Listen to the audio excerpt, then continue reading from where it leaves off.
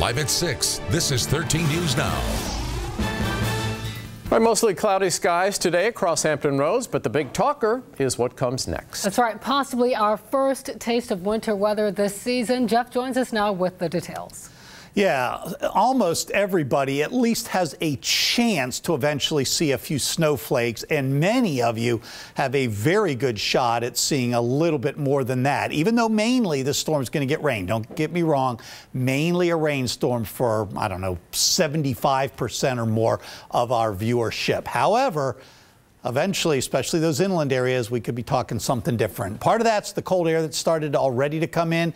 You know, today's in the mid-40s. Obviously, that's not freezing, but it is already freezing aloft, and that's where it's a little more important than the ground temperature.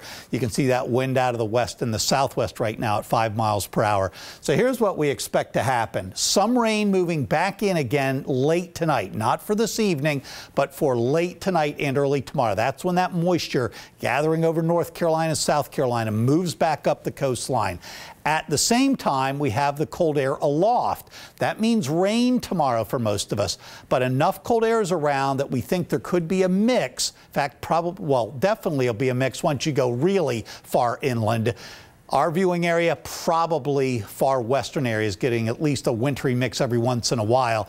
And then the question is, as the storm moves away Friday night, Saturday, and the cold air moves in more of a northwesterly wind instead of north or northeast off the water, do we see that rain snow line changing? Is there still moisture around? I think there's a good chance we could see that moving closer to the coastline. We'll have a lot more. Show you the, actually no, come to think about it, I want to show it very briefly right now and show you the map. This wintry mix chances, again, very high once you go back inland and going up even here locally. We'll have a lot more coming up. All right, thanks, Jeff. Our team coverage continues with a look at how VDOT is preparing. We got a look at their equipment this morning. Crews are readying the snow plows, the salt, and the sand. Jemmy Lee tells us this is a way for VDOT to warm up for the cold winter season ahead.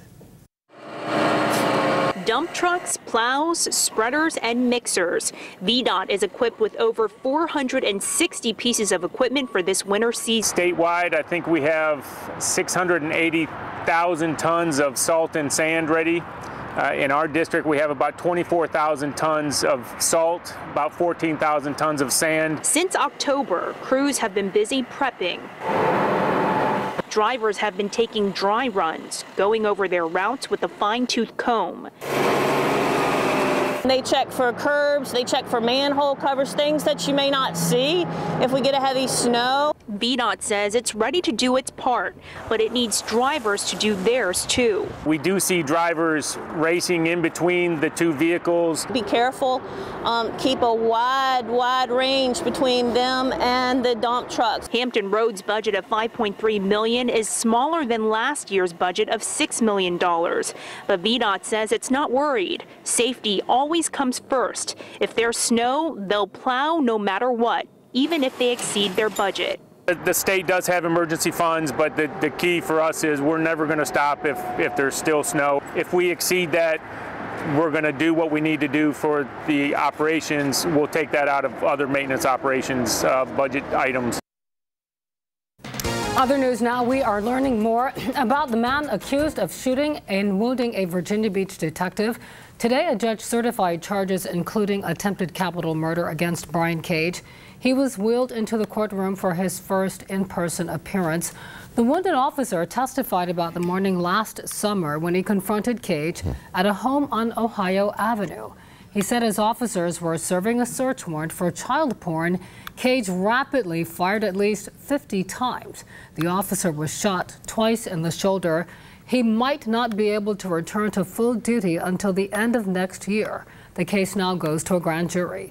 Also in Virginia Beach, the man accused of holding a TCC professor at gunpoint went before a judge. For the first time, we heard from that professor as she faced Gerard Jones.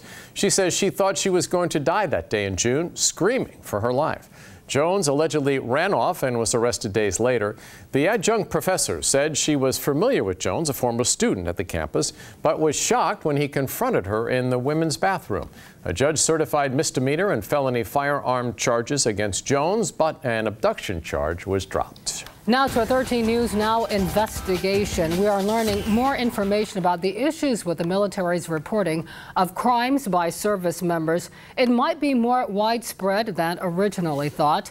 These concerns came to light after the Texas church shooting last month. Air Force veteran Devin Kelly killed 26 people. The Air Force had court-martialed and discharged Kelly for domestic violence, but officials failed to report the conviction to the FBI. That enabled him to get a gun. 13 News Now investigative reporter Laura Geller joins us now with the new details. Well, the military's own rules require officials submit to the FBI fingerprints and final reports of service members convicted in certain court-martials. But 2 years' worth of data shows throughout all branches, about 30% of the time, that isn't happening. The Texas example is a worst-case scenario of the lapse in reporting between the military and the FBI.